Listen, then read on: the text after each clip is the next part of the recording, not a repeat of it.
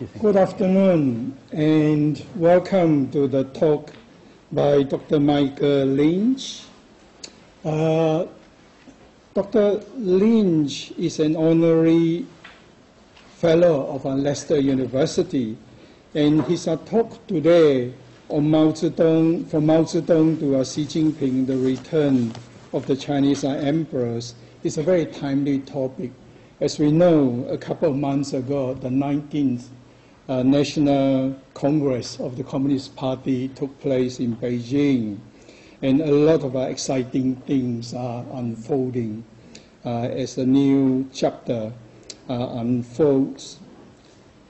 Dr. Lynch has been a very active interpreter and writer of Chinese and European history, and his latest book on Mao by Routledge publisher has just come out, the second edition of Mao. And I understand his talk today would in part draw on that obviously very popular book. Without further ado, I would like now to invite Dr. Michael Lynch to share with us his analysis. Michael.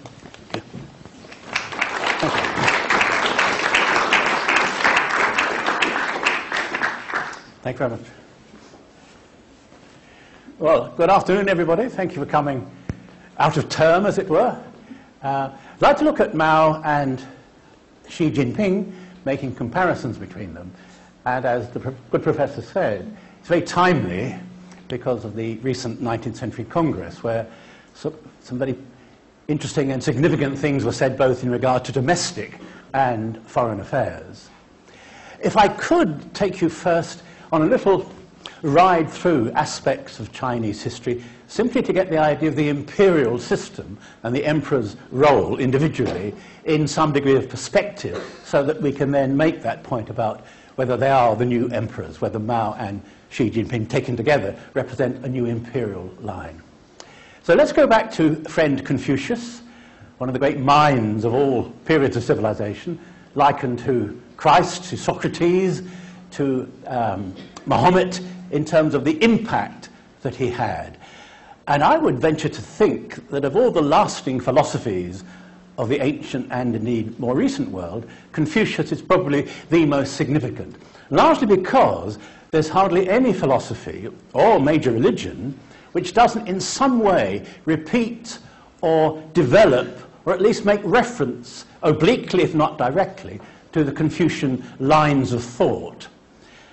Now, simplifying it very greatly, for obvious reasons, Confucius began with the notion that life is as it is. Each of us is born into a world that pre-exists. And therefore, our task as citizens, as individuals, is to relate to the world as it is, not to impose upon it some abstract notion that comes from pure theory rather than experience. He sometimes referred to Confucius as a religious thinker.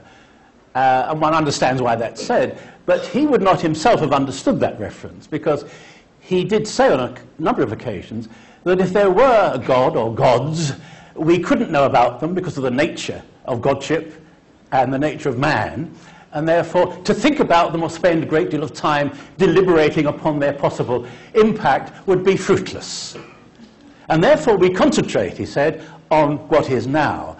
And the key for him was harmony, the big H in translation, that life can only be meaningful and civilized and balanced and fruitful if it is harmonious, which imposes therefore on every individual the duty of harmonizing with his, her fellows.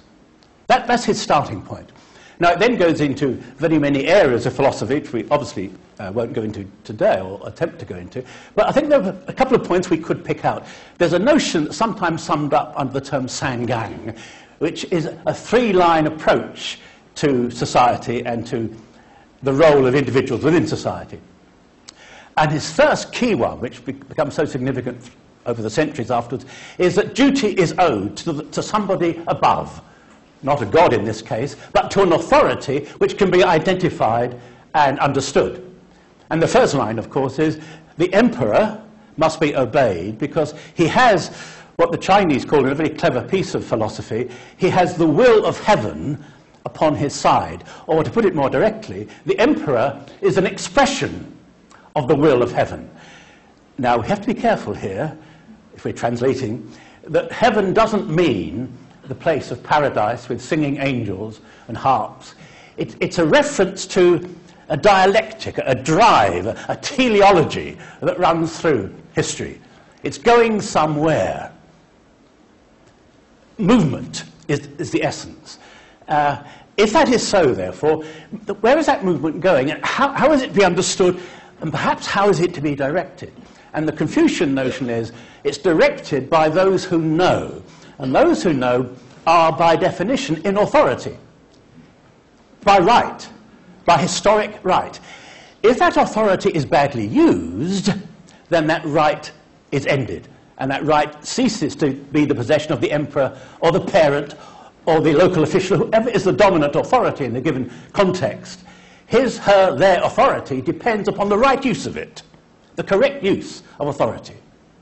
So the emperor is all-powerful by tradition, but he has an obligation, a profound obligation, to honor his position by right behavior. If he fails to act correctly, if he oppresses his people, for example, then no longer does he have the right to claim that he is the son of heaven, or that he has some almost religious authority to impose his will or to direct. And that became a standard way of referring to the authority of the emperor. Now, how the emperors came into being, of course, is a complex affair, but what we could say very simply is that it's a matter of military power initially. Those who could command the troops and win the battles, they took over. And in time, those who became firmly established through military means then could, of course, write their own history, and the imperial tradition, which then became hereditary, became the norm. And to challenge it became very difficult, because in Confucian tradition, authority was its own justification, and provided the authority was being well used, to oppose it, to rebel, was improper. Not merely a crime politically, but a crime almost in a religious sense, that you are going against the dictates of history, that the way history moved required you to behave in given ways within that context. It does relate to the Tao, another pre-Confucian notion. The Tao, very hard to translate, you probably know, very hard to translate the Tao, but it's the way, it's the pattern, it's the set of forces that govern and shape historical development. And because it's set in that way, to oppose them, to break them, is unnatural. And it's on those lines, those Confucian lines, that the imperial houses, dynasties, are developed and become the absolute rulers of China for 2.5 millennia. Extraordinary. The oldest tradition, really, in recorded history. Some say that India is slightly older as a civilization, maybe arguable, but certainly China is one of the oldest civilizations, and its system of government, its polity, going back to the imperial days, is remarkable in terms of its longevity.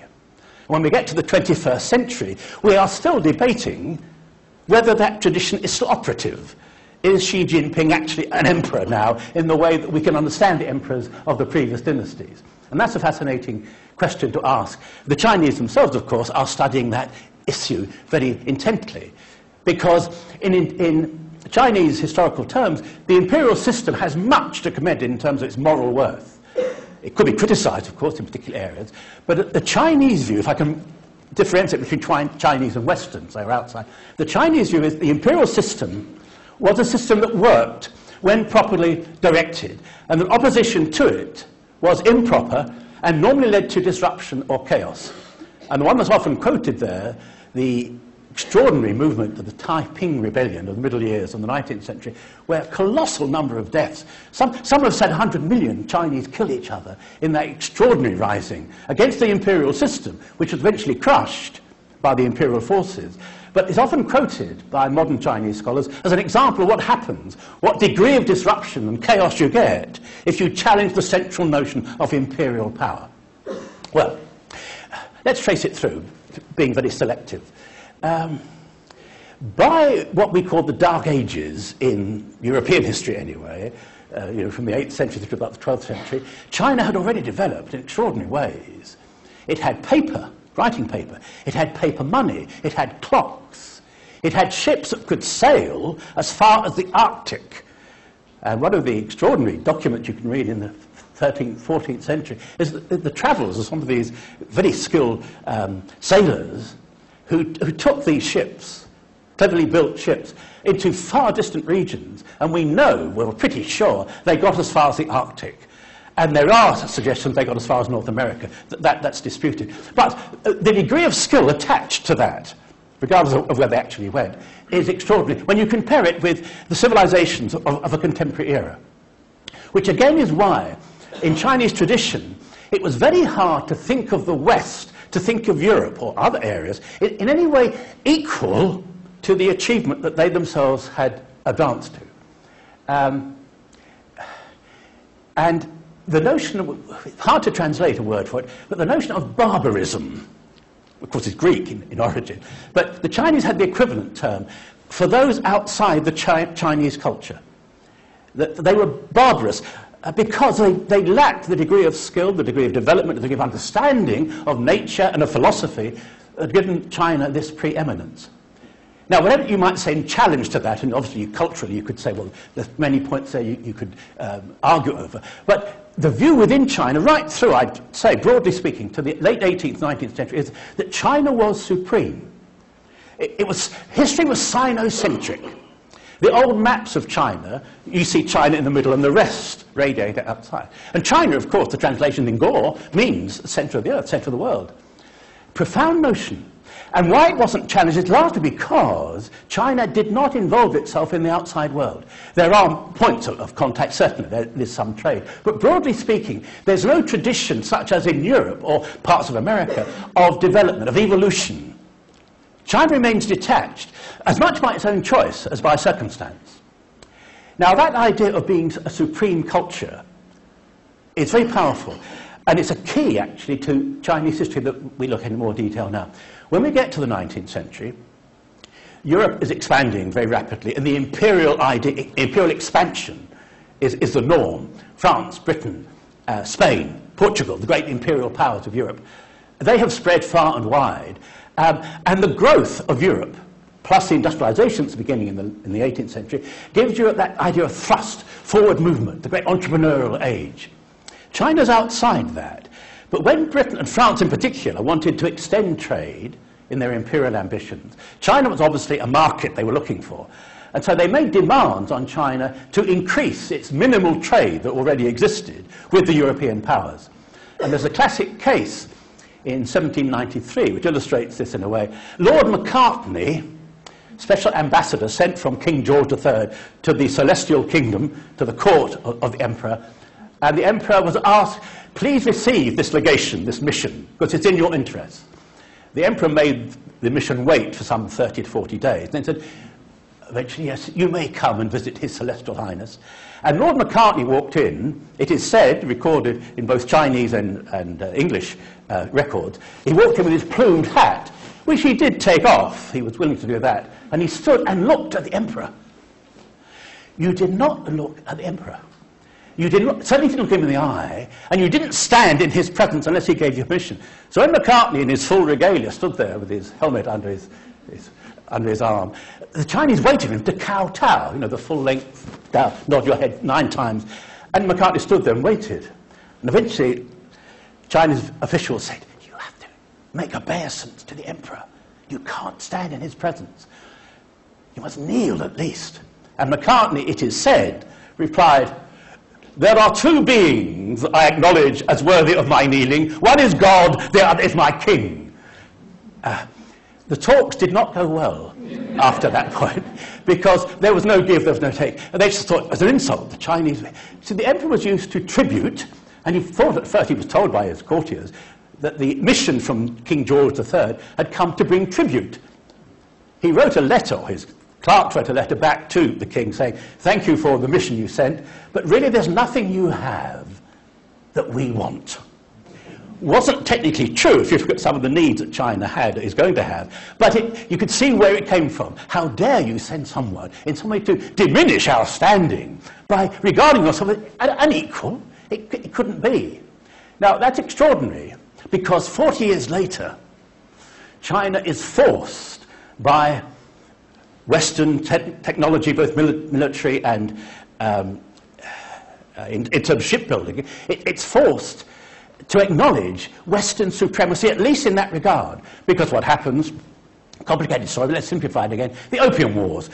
The great defining point, you could say, in Chinese history. Many Chinese leaders still refer back to the Opium Wars. Deng Xiaoping, when he was discussing the future of Hong Kong with Margaret Thatcher, the Iron Lady, when she said, well, you're in the West, we're very understanding, we know what to do, we'll understand you. He said, let us not forget, madam, the Opium Wars. And Margaret said, what are the Opium Wars? And she had to ask what they actually were, and someone explained it was the imposition of Western authority through military means, gunboats, on the Chinese in the main ports to take in opium. Largely done in exchange for tea. Britain became crazed on, Europe became crazed on tea by the late 18th, early 19th century. And of course, tea in China, the famous expression. So tea was the Western traders wanted, British traders in particular, Burmese in the main, as it happens, flying under the British flag. And in return for tea, they were told to take opium. Very little consultation about it. They're simply told, opium is the exchange. It's a barter. If you don't do that, you must pay in silver. Silver bullion was the basic Chinese currency. So the Chinese were forced to take opium, which they didn't want, at prices they couldn't meet, in order to satisfy Western, in this case French and British, particularly British demands. And the shock of that is why it's still referred to as, in a way, the breaking of the old belief in total supremacy in Chinese terms. That we are not able to resist these barbarians bringing their evil drugs to us. Queen Victoria got involved, wrote a rather sweet letter to the Chinese court, probably never delivered, saying, we're sorry you're upset about this sort of thing, but we do need this sort of trade, and if you're good boys and girls, you'll do what you're told, because we have the means to make you. We don't want to do that, but you must be compliant. You can't resist. Now, following that, we have what we can call the scramble for China. Germany, France, Portugal, United States eventually make demands on territory in China. Now, it's not colonization in the sense of Africa being taken over, but the major ports on the rivers on the east coast were required to open their doors, their gates, to Western commerce. And they had no chance of debating this. And when there was protest, the gunboats were sent in. And it's a very grim story, which nobody certainly the Western side don't come out very well from it. But our key point in this is the shock to Chinese concept of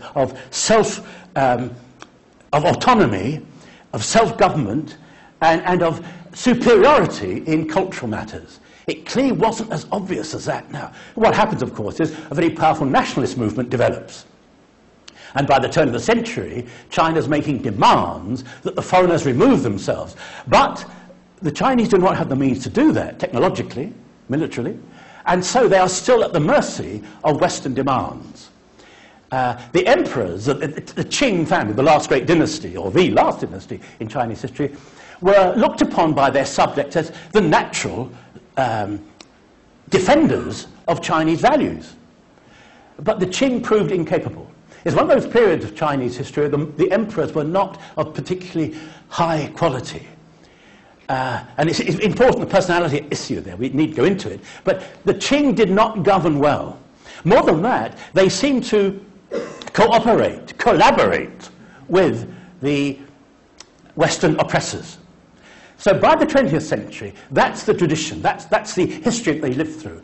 How do you get out of that? Well, the nationalists, small n we'll use here, for some reason we'll explain later, the nationalists in China wanted the foreigner out.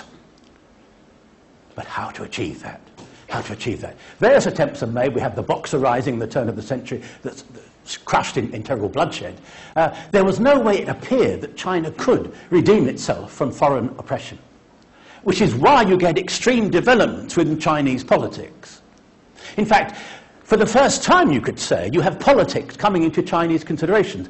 Arguably, there are no politics in China before the late 19th century. I mean by that, the idea of discussion, debate, proposing ideas and policies, debating them, applying them or not, that is alien to the Chinese tradition. It was from the top down that policies were directed.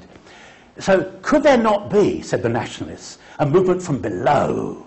Couldn't the people take authority, which the emperors clearly could not operate, had not operated? And that's the great drive towards nationalism.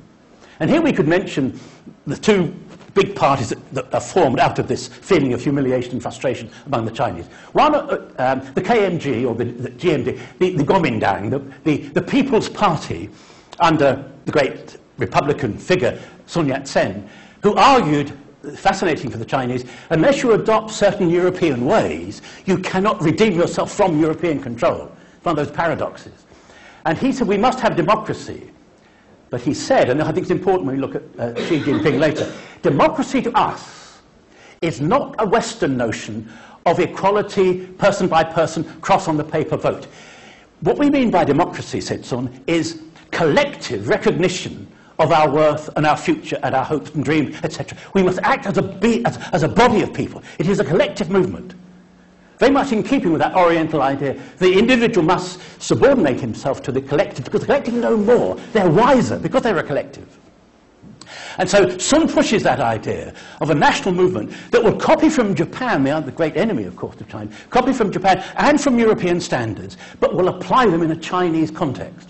Well, complicating the affair, of course, First World War, which leaves China deeply humiliated by the way it's treated in this peace settlement of 1919, where all the territories that Japan had taken from China previously, and the German territories in particular, were given back or allowed back to the Japanese and taken from the Germans and given to the Japanese. In other words, China was disregarded at the peace settlement of 1919. The result is what we call the May the 4th movement, which is a cultural as well as a political movement, demanding that China recognize its own worth and fight for it. And the two parties are key there. This nationalist party of Sun Yat-sen, and then we have this young, nascent CCP, the Chinese Communist Party, 1921. And if you look at documents, if you go to Shanghai, they'll show you, if you ask, they'll show you Mao's signature as one of the early members of the 1921 formation of the party. He didn't join until the year after. But historically, they don't like that notion, or the communists didn't like it, and so they reshaped that bit of history to make Mao fit the early foundation. A detail, well, I think, significant here. Well, from then on, we have in China two powerful national movements. One called national movement, called nationalists, under Sun Yat-sen, and then Chiang Kai-shek, Jiang Jiexi in his modern form. And those two, and the Communist Party, and those two vie, cooperate at first in a united front, but they bid to destroy foreign domination. But the first step towards that, for them, is the removal of the warlords. Because what happens is this. In 1911, there's the Chinese Revolution, the double 10th of October. The Qing collapse, or they abdicate in a bloodless revolution, and a republic is set up. But the republic is hugely indebted because China's borrowed very heavily on the international financial market to keep going. And the republic can't pay its debts. Now, you can't achieve statehood easily if you're hugely in debt to foreign creditors who are keen to keep that position. So the big question was, how do we get round that? And the only way is complete independence. So the nationalists and the communists agree on that principle and cooperate together for some years in destroying the warlords. Because the warlords are those Chinese who took over in the Republican era where the authority of the centre's broken down, but local lords, rather like the Wars of the Roses or the city-states of Italy, they assert local authority, set up their own army, have their own laws, their own currency. And they're the enemy of China recovering itself. And so they're the first to be destroyed. And the nationalists and the communists together do that. They act in a great set of campaigns in which they destroy, step by step, they destroy the warlords. And Mao Zedong arises during this period as a figure of some note, as a military commander. Now, I'm cutting things short, obviously, to get to our key point.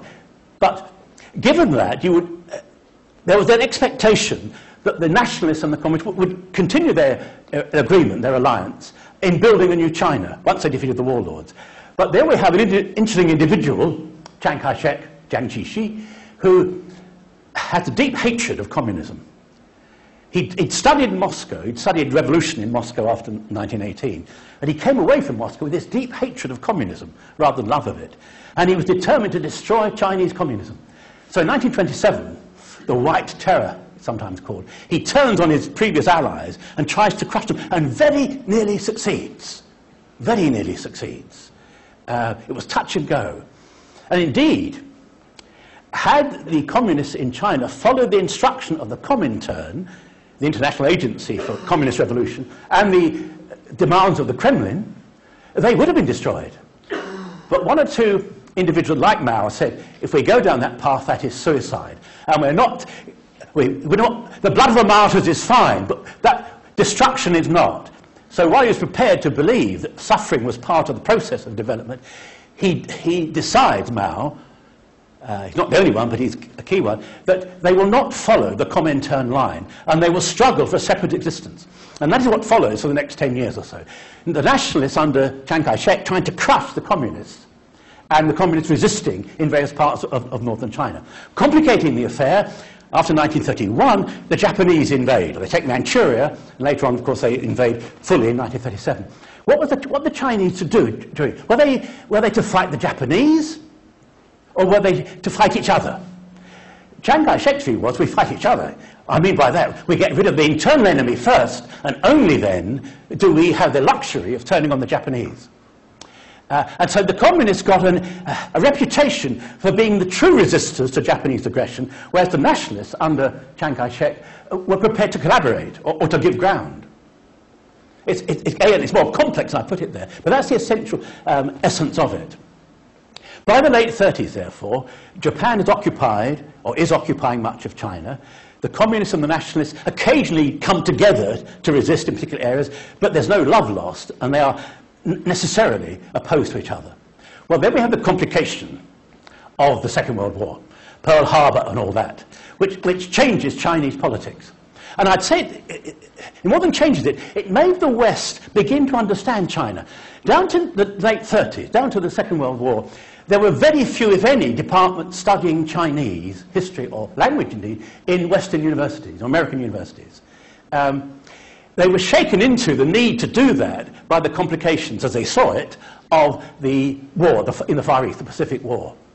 And we would-be scholars, owe our understanding of China to the pioneer work made by many American scholars and European in the late 30s, saying, yes, we must understand this huge nation we've simply assumed is a subordinate nation, and therefore we don't need to bother with it. We do now, because it's involved in war with Japan. It's the key to whether we survive this war or not. The Americans are particularly taken with that.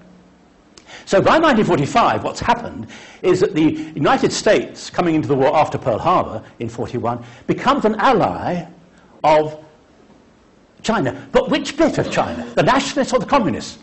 The Americans had no full understanding, any more than anybody else anywhere outside China. What was the difference between the nationalists and the communists? They all seemed the same at first sight.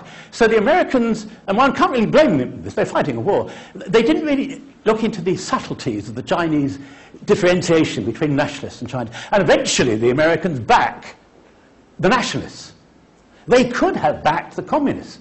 And had they done so, world history would be very different. But they back Chiang Kai-shek. They back the nationalists, and therefore make themselves enemies of the communists, and back the nationalists during the Civil War that follows from 1945 through to 49 in China, between the nationalists and the communists. Mao wins that war, and in winning it, in a sense, he defeats certainly an aspect of American interference. And from that point on, part of the Cold War, of course, very difficult for China to see America other than an enemy, potential if not actual. And that was true, of course, of all the allies of the United States. Now, one would have thought, taking things at first sight, that 1949, revolution, China under Mao takes power in Beijing, October 1949. The same year as the Soviet Union explodes its first atomic device. Here are two great communist powers, it was thought, certainly by the American State Department, coming together to form this huge monolith that will dominate the world. That really is part of the Cold War story. This belief that China and the Soviet were in some way deeply committed to each other. They weren't. This is the fascination. Mao and Stalin didn't get on, a very deep personal distaste. And both tried to humiliate the other when they went as guests to each other's countries. Extraordinary story. And Mao only lined up with Stalin because he needed know-how in technological terms. He needed currency, he needed finance, and at a big price, of course. The Soviet was prepared to direct these, to grant these to China. And for a time, therefore, Mao puts up with that. But as soon as he feels China is strong enough, he breaks with Stalin and with the Soviet. And we have that East-West relations of a very severe kind. It's worse, it's deeper in some ways than the West-East divide, I'd suggest, in the Cold War.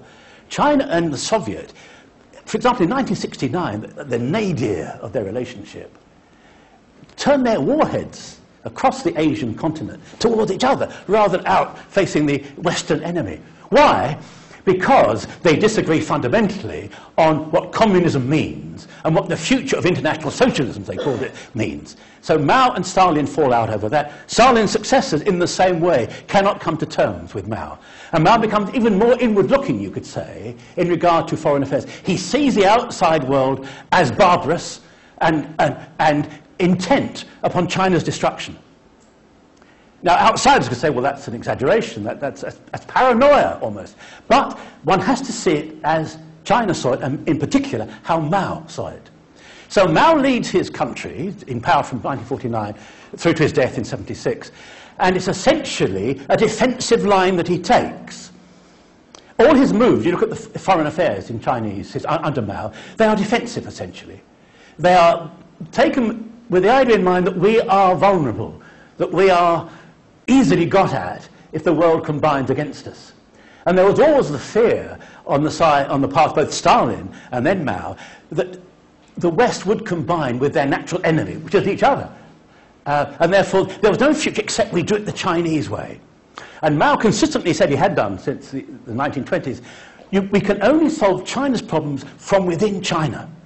We don't listen, finally, to what the Soviet says. We may respect their revolution of 1917 and regard them as the pioneers in this matter, but we must do it ourselves. He said, I'll clean the language up, he said, we must plant our backsides on the soil of China, and we will not be moved.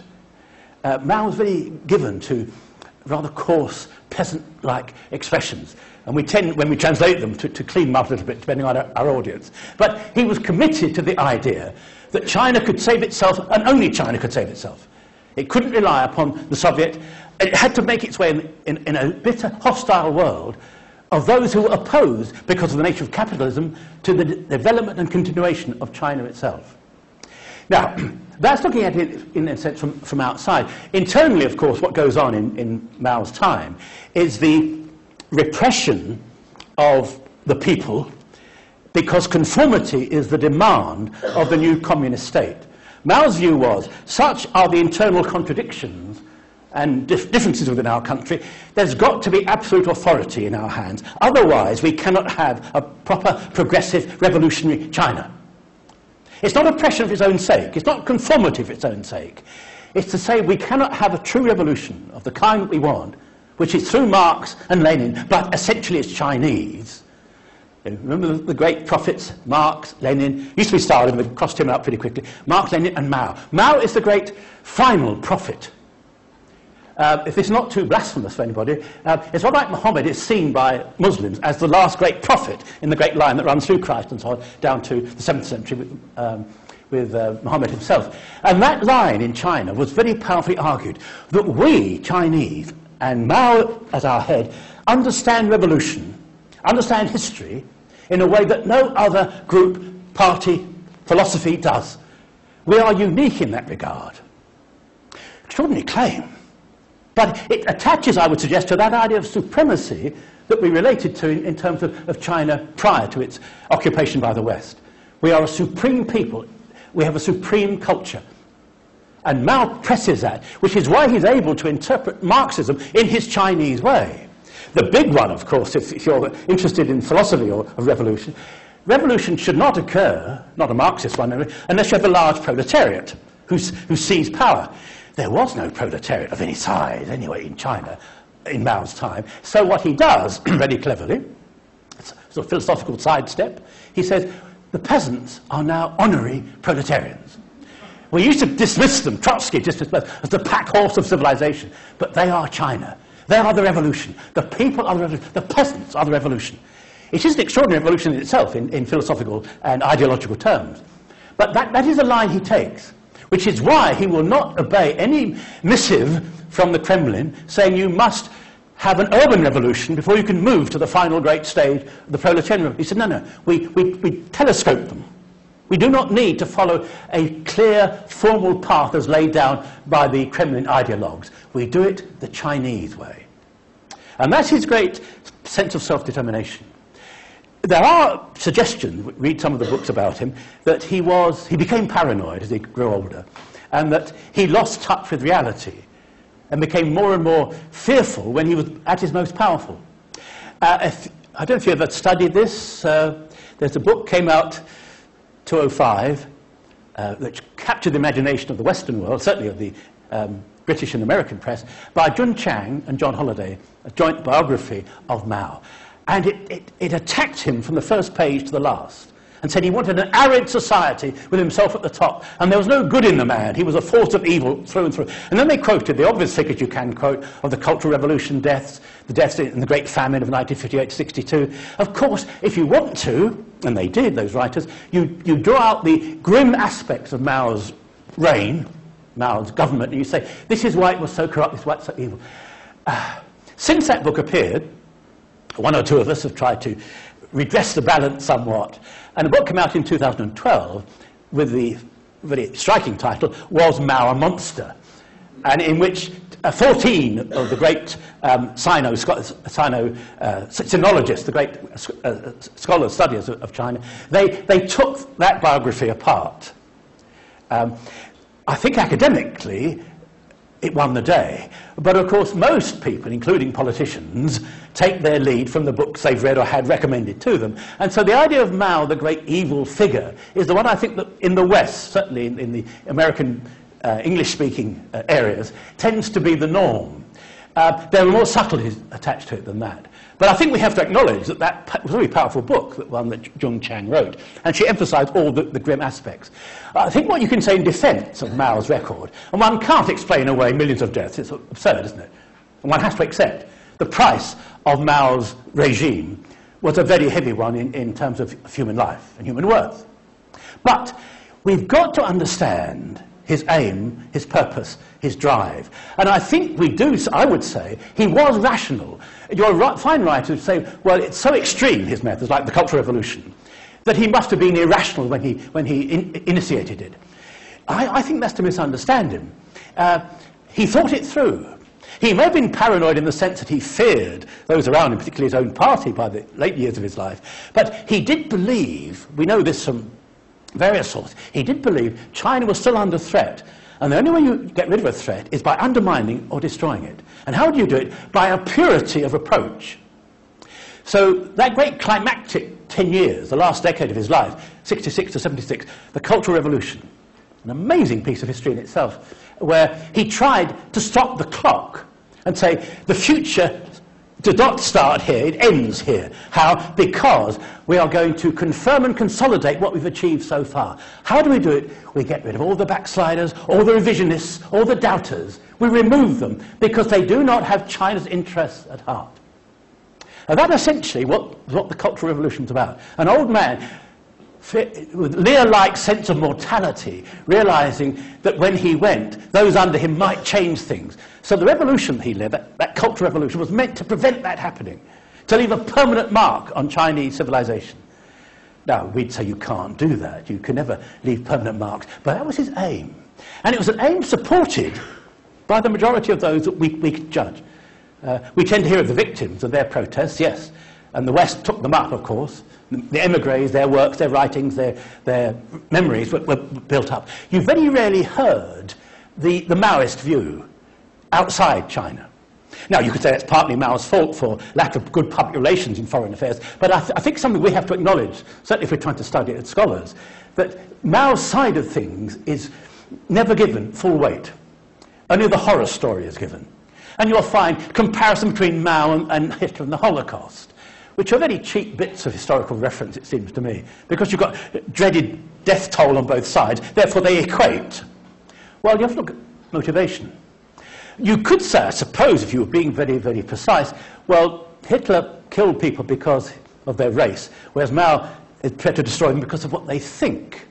Well, if what they think is detrimental to the dream, that word that Xi Jinping used recently, the Chinese dream of a new China, a progressive, developed China, if that is the position, then we have to accept that the force we use is a prime necessity. It's not a choice even. Well, Mao dies in 76 to great weeping and lamentation, because he's achieved it. He's defeated the Japanese, he's defeated the nationalists, he's made China a nuclear power. He's stood off the United States on 2, 3, 4 occasions in confrontation. And in the end, 1972, of course, Nixon goes as a guest to China. Extraordinary turnabout. Mao's seen through all that. So when he dies, obviously, his record can be challenged in all sorts of ways in regards to death tolls, yes. But in terms of what he's achieved for China, it is extraordinary. Now, noticeably, after he's gone, unlike the Soviet Union after Stalin's death, the successor of Stalin tried to, well, they wrote Stalin down, condemned him, Khrushchev condemned him directly, and said, we go forward from here. The Chinese learned from that and have never condemned Mao.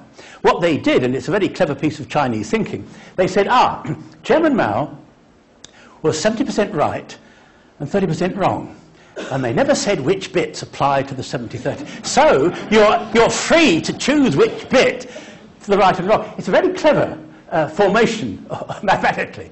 But it meant that people like Deng Xiaoping, who follows, key figure, I would suggest that Deng Xiaoping is as important in his way as Mao. I mean by that Deng came to paramountcy, as they called it then, by 1978. And in the famous third plenum of that year, he said to the party, we've got to modernize. China cannot be a modern state, cannot compete commercially, diplomatically, with the great powers unless it modernizes on the same lines as they have. May do it by different methods, but we have to modernize. How do we do it? We introduce the famous 4 modernizations: agriculture, industry, defense, and education.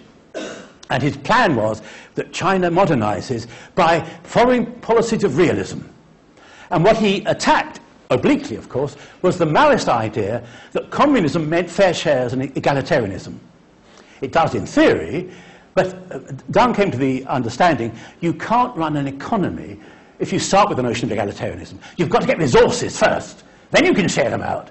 So his line was, let's enrich ourselves first as a nation, and then we can tackle the questions of distribution and alienation. So we're not abandoning the notion of egalitarianism. We are true Marxists in that sense, but the means to achieve that is through commercial success. And he sets China on that path, which we're now experiencing, the climax of it in a way, of China being the most powerful financial, if not commercial power in the world. Now, that follows Deng. Had they followed Mao, that tradition, no way it could have been developed. Because Mao didn't believe in incentives, he believed in equal wages. You paid people for the job they did, you didn't require them to meet certain standards. So the whole thing of quality goes out. But it made sense in pure communist terms to him. Deng Xiaoping attacks that. Again, not directly, not openly, but by the policies he introduces. Now, the followers of Deng Xiaoping, of course, Jiang Zemin and Hu Jintao, did the same thing. They're very much Deng's men.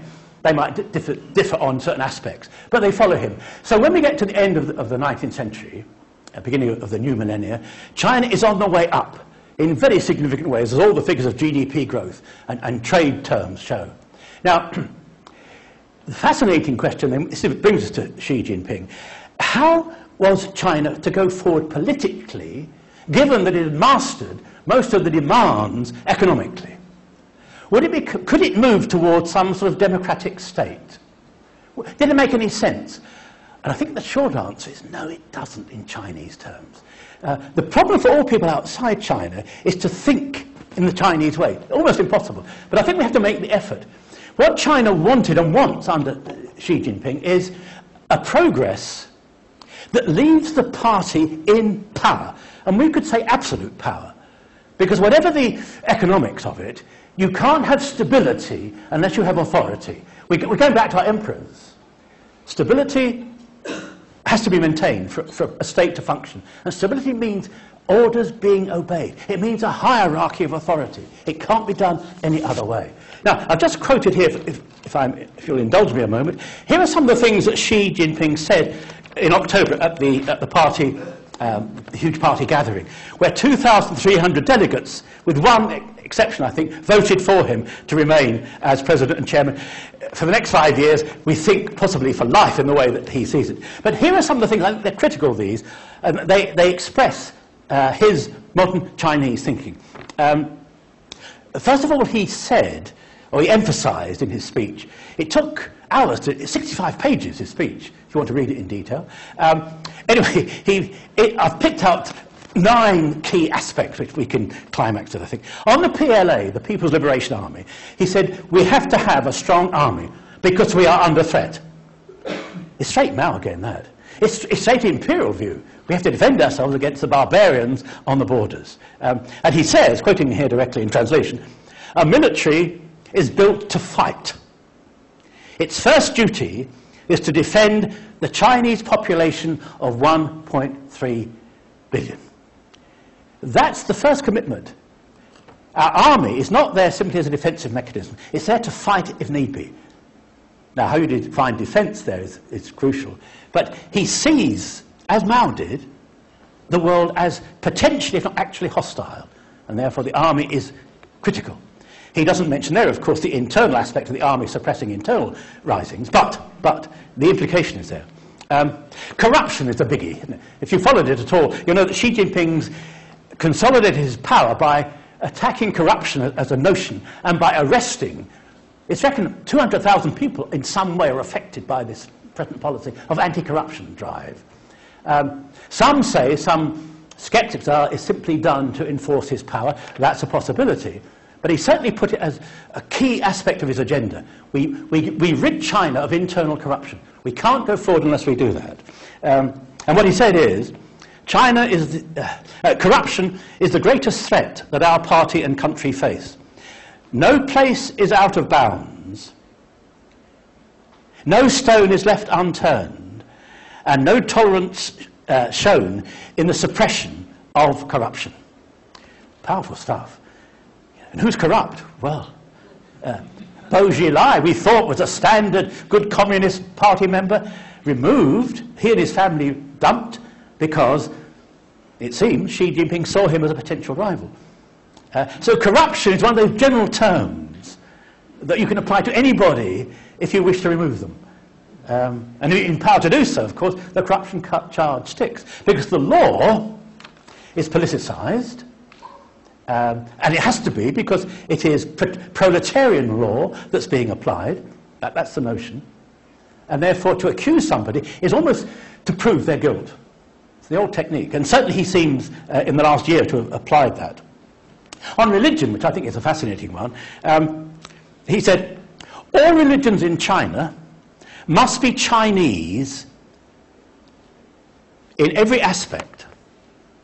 Now, what does that leave in terms of free thought across that? All Chinese religious must accept that they are servants of a communist society. That's their first duty. Not to their religion, but to the Chinese society. On law, he said, the law must serve the people, not people the law. Those nice inversions, you can see where he's going from. On religion, one might add, the big threat, of course, is, as seen by the Chinese, Islam. Islam is on the rise in terms of confidence worldwide, and the Chinese Beijing authorities realize that the Western states, like Xinjiang, and the Uyghur people, a good example, if they are left to themselves, or left to go their own road, they could break down this attempt to keep the unity of the Chinese state. Religion is going to be an undermining influence. So that's what he's saying, in effect. All religions in China must conform to Chinese standards. So the implication is clear there. On culture, artists must cultivate fine taste, style, and a sense of responsibility. They must reject vulgarity and apply artistic values in their creation. The party will support artists who show true moral integrity. Now, how you define moral integrity with the arts is a very difficult one, isn't it? But it's clear, and it's a repeat of Mao's Cultural Revolution, I think, in that regard. The artist is not a free individual to follow his or her own instincts. Mao had said, there's no such thing as art for art's sake. That's an absurd bourgeois notion. The only art that matters in a proletarian society is proletarian art, that which serves the revolution, serves the people.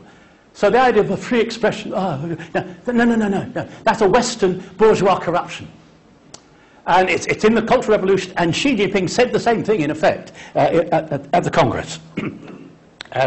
On Marxism, we mentioned the interpretation there. He said, Marxism remains our guiding theory. Now, it's a guiding theory. My suggestion is that Marxism doesn't mean much politically anymore in China. It's an ethic, it's a government ethic now. It's a way of justifying the party's rule. But the belief in Marxism, in that deep religious sense, that's gone. It went in the Soviet Union. And observers and internal Chinese commentators do say that sense of purpose that once attached to Marxism has gone. But the party justifies its power, of course, by reference to its historical role as the Marxist interpreter. So they couldn't abandon that. It's a must. And I find it fascinating that Marxism itself is still there, still debated, still studied in the universities, but it's essentially a justification for party control. On the regional issues, I think these are fascinating because they're coming up so often. The Chinese Communist government, he said, will support the work of patriots. This was in regard to Hong Kong, Macau, and he implied, although he didn't state it, Taiwan, the big sore thumb, that's not understating it in Chinese terms, because of its exception. I think Xi Jinping said last year, it's rather like Texas belonging to another country. Would the USA give up Texas and say, oh, well, you know, that's how it is? No.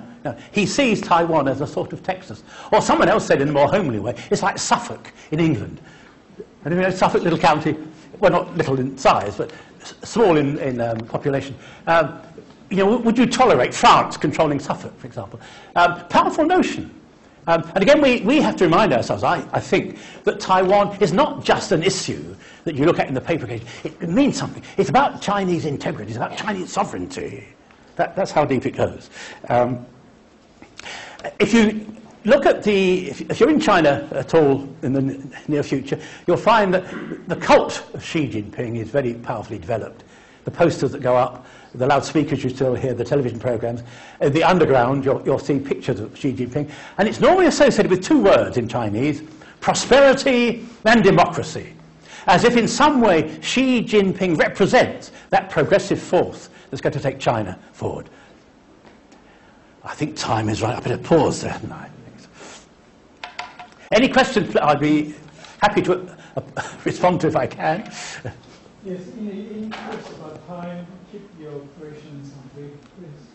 It seems to me that what you've described as the barriers to entry to change, and going right back to Confucian times, and inevitably when you have barriers to entry to change, you will have the bubble burst. Are you foreseeing the same thing? Yes, I get your question correctly. You're quite right, of course. All change meets resistance of some kind. I think in the Chinese context, the resistance is always looked upon as in some way improper, because the now is what should obtain. The system as it is what should be. It can be modified by those who are controlling it.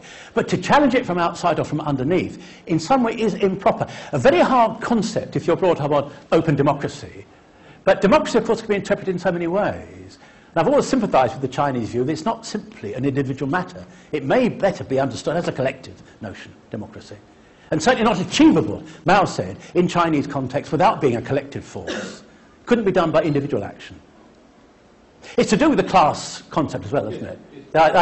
The bourgeoisie are controlling it, but the proletarians, when they gather together, collectively will seize control. But they won't do it individually. There might be great individuals within that movement, but it's got to be a collective movement. But I think resistance to change, in that Chinese sense, is a very profound point. Yes. Firstly, thank you very much. That was terrific. One thing you didn't mention at all about Xi Jinping, you mentioned corruption, anti-corruption, but what about the Belt and Road Initiative? It seems to me that this is fundamentally different from all the previous completely different. Yes. The one road belt and all that.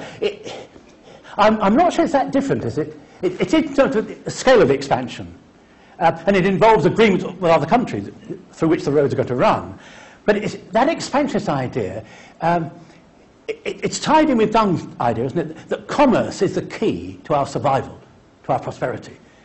And therefore we do need to be on terms, commercially at least, of benign kind, with foreign powers. I think it's an extension of that. I don't think it goes deeper than that, does it? It's certainly important economically. I don't think it implies a change of attitude, though. I think it's expansionist.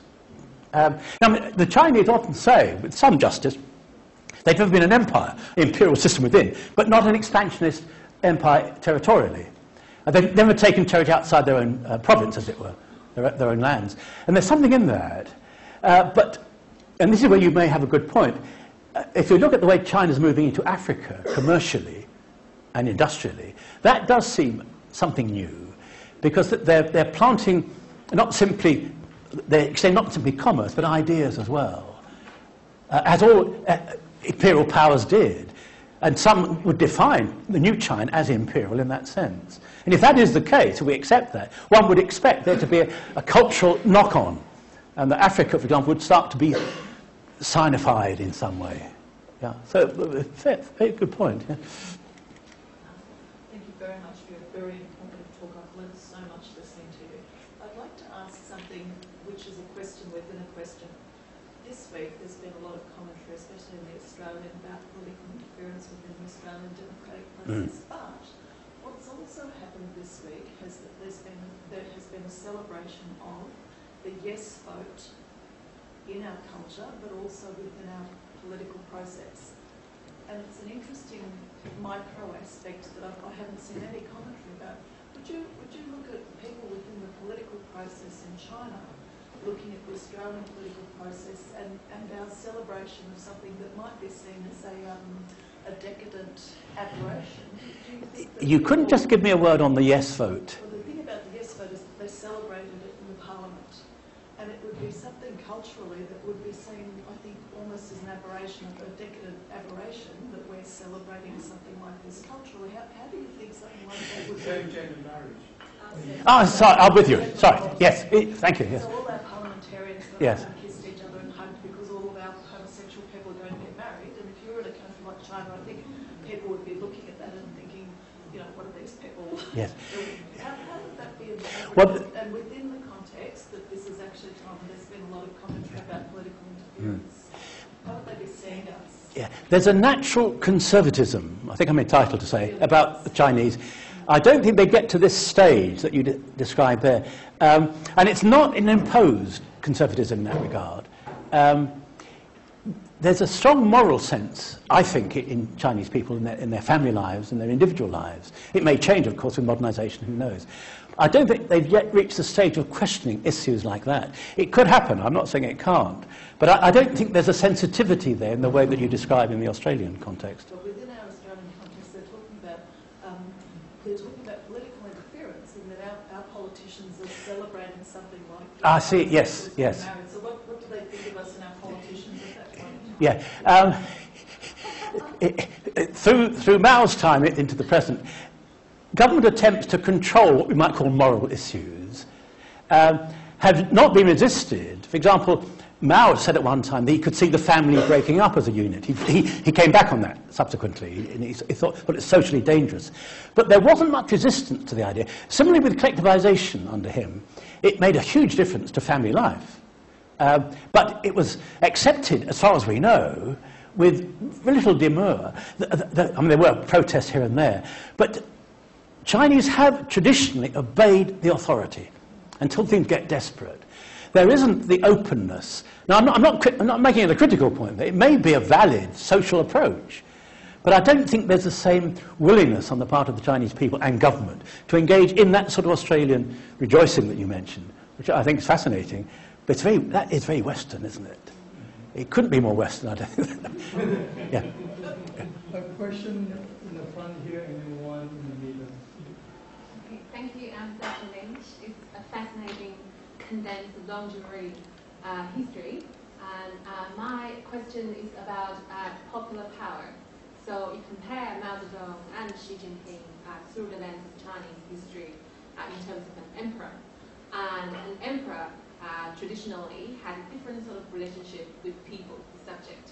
And Mao made different use of that popular power by mobilizing the masses, etc., to stir them up for the revolution. And I wonder for Xi Jinping or for his regime, whether this conception of popular political power has changed or not. Where is the people in Xi Jinping? Well, he did say, he's repeated it, I think, more than one occasion, that essentially government would be a cooperative process. Now, it's a strange thing to say given the authorities applying, and he may mean it in a very limited sense, but he does see more participation, for example, in local elections, and that membership of the party might be expanded, because up to now, it's only about 12%, I think, of the Chinese people are party members. He's made those concessions, perhaps that's the word, to that popular notion. I don't think he's yet said there's any serious thought of of a multi-party state developing, for example. The Communist Party is the only party that's legitimate, and to have that sort of development of participatory government, you would need more than one party, one would think. That's the lesson we learn from other cultures. And there's no move on that front. He's made no suggestion there. But he has spoken of greater participation in a broader sense. But the party must rule. That's a given. There could be no other basis for Chinese development. So those other aspects could be peripheral. They would be peripheral. They wouldn't change the essential dominance of the party, which is the definition of the nation. I mean, the party claims to define the nation. Its authority is a definition of what China stands for.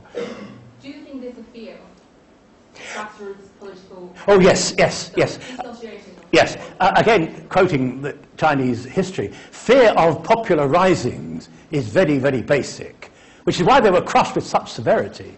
You couldn't tolerate it. There were no grounds for rebellion, no grounds for resistance. They haven't yet developed, if that's the word, to the idea of participation, other than at a very basic level. The idea that you can choose government or choose policies, that wouldn't make any sense in Chinese tradition. Why would the people do it? That's not their role.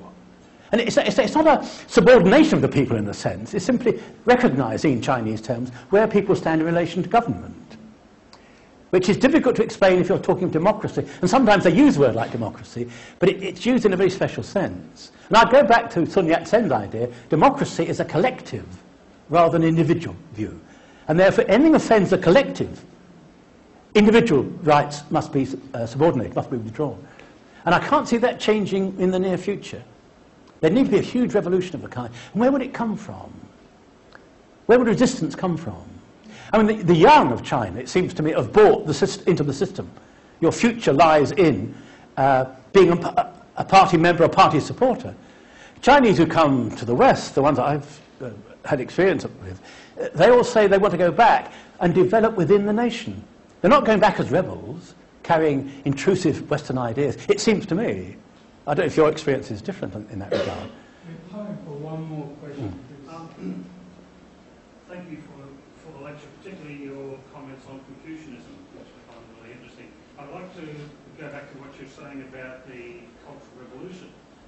I happened to be in China in '79, and the guides told us then that the Mao was 70% right and 30% wrong, as you said. I went back in '99, and the guides then told us that Mao was 30% Yes. In 2006, I used to listen to CCTV News in Fuzhou, and there was a very influential commentator with a news presenter with a commentator, and they agreed that the Cultural Revolution was 10 years of complete chaos. Yes. That was coming from Yes. the government, because that was a government Yes. organisation. Yes. I'm just wondering about an alternative view of the Cultural Revolution, Yeah. because that came just after the Great Leap Forward, which was a disaster. Yes. And the alternative view is that at that time Mao had lost complete authority on the economy. So Zhou Enlai, Deng Xiaoping and Liu Shaoqi said we won't follow him anymore. So he then got the people up. Yes. Yeah, I think that you've described it, the basic developments there. I don't think many defend the Cultural Revolution. What happens, I find, in textbooks, for example, that Chinese students study, they jump over that period. And I've tried to engage Chinese students who are studying Chinese history in areas like that, and they say they're not happy because it's a black area. They'd rather ignore it, and we live for the future notion. I think it's an unwillingness to face up to the horrors of that period. But I do think they're explicable. I mean, they're extreme, of course. But the death toll, you shudder when you see 18 million quoted sometimes. Whatever the figure was, 50 million plus. You can't explain it away. But there's a logic attached to the Cultural Revolution, or there was in its time. You're quite right. When Mao saw the reforms made under Zhou Enlai, for example, and under Deng Xiaoping, redressing the imbalance of what had led to the Great Famine, they did it by backing off on some of the collective policies that Mao had introduced. How was he to explain that away? You're quite right. What he then says, he appeals to the people in some great populist rising to reverse all the trends that are going the wrong way. And in that sweeping movement, of course, he destroys whatever progressive elements there had been in economic planning, for example. So, yes, I certainly go along with that. But I don't think it's easy to find evidence of people defending the Cultural Revolution. It's usually they don't refer to it. It's not easy to explain as part of Chinese regeneration. It seems to be an aberration. I think it was, but I mean that's a Chinese. Also claim too that there was a great outpouring of sorrow when Mao went. But from what I've read, and from the Chinese people I've spoken to when I've been working over in China, there was a stronger feeling for Zhou Enlai when he went. Oh, indeed, yes, I go along with that, yes. The lamentation at Zhou Enlai's death is sincere. That at Mao's, you could say, was calculated. Yes. But he'd done so much over 30 years, Mao, that whatever his failings may be, do they offset the achievements? This is the old question of any great heroic figure. How do you balance it out? And from a humanitarian angle, you'd say, well, nothing justifies the Cultural Revolution, or the famine, or the Great Leap Forward and its grim consequences. But one has to see them in context again. What were the alternatives at that point? That's always the tricky one in history, isn't it? We must bring the talk to a close. Please join me in thanking Dr. Michael Lee. Thank you.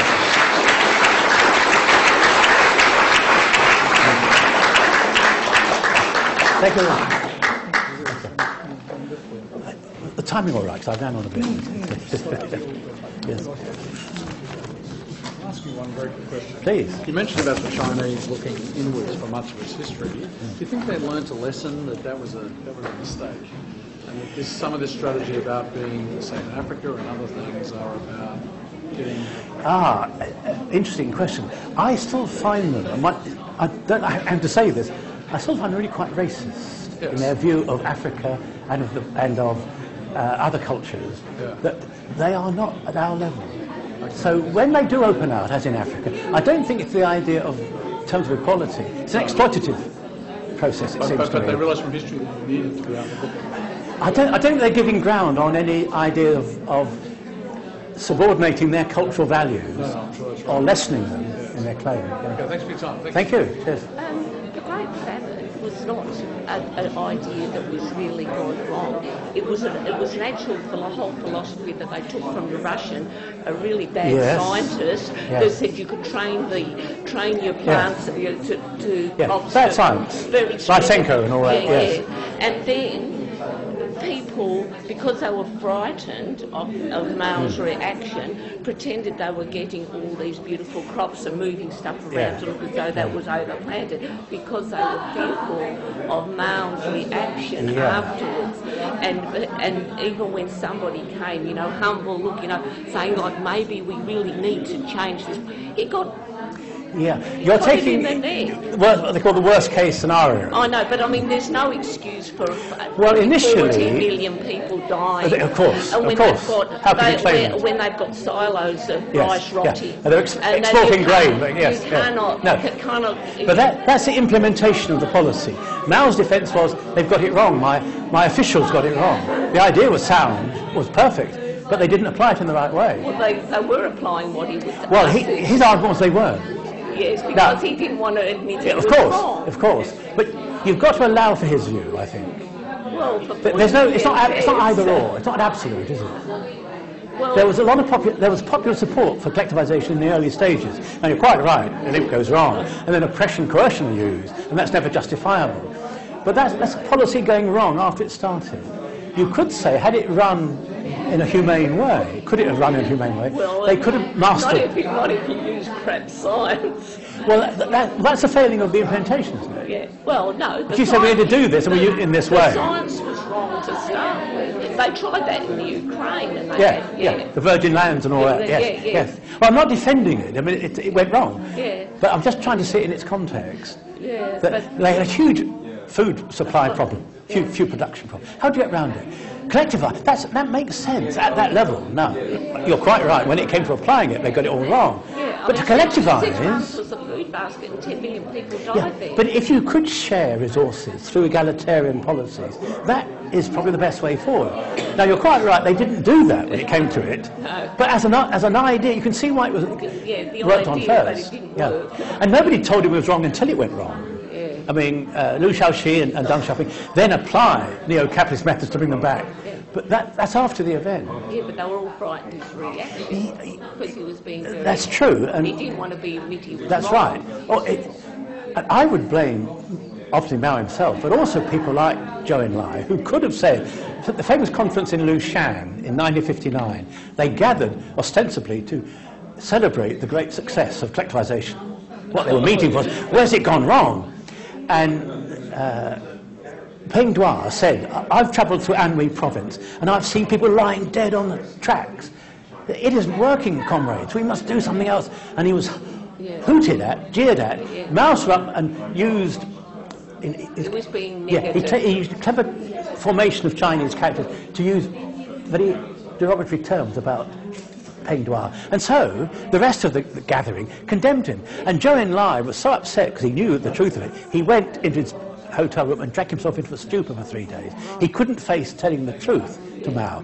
You're quite right, coercion comes in. But you've got to blame all the other officials as well. And also now, you've got your cadres in your villages and that, and then when land is acquired, the peasants do not often get the money that's been given.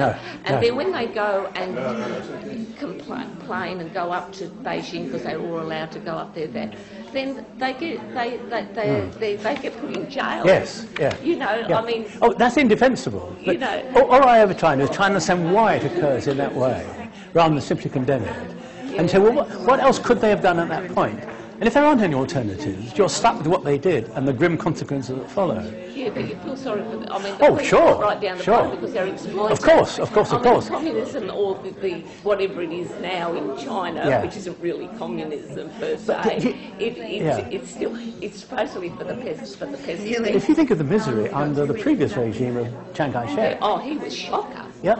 He was and yet he set out with good intentions. As a good Methodist, he believed in but he people was being a treated. shocker. He Yes. was terrible. But there we are. What could China do? They didn't try, and they tried it badly. Yeah. But I mean, just because it's a huge country with millions of people, or a billion people, and you know, democracy can't work, because that's what they say, because the people go. Yeah. It does in India. It might be perfect, but it does in India. Well, up to a point. Up to a point, but then you've got to ask, because people try to... Yeah. Please. I've got to run back Yeah. to work, and I'd really like to ask a question. Yeah. Yeah. Please do. It's a different topic. It's more about the one country, two system. Yes. You know, Yes. Hong Kong, Macau Yes, has yes. been running for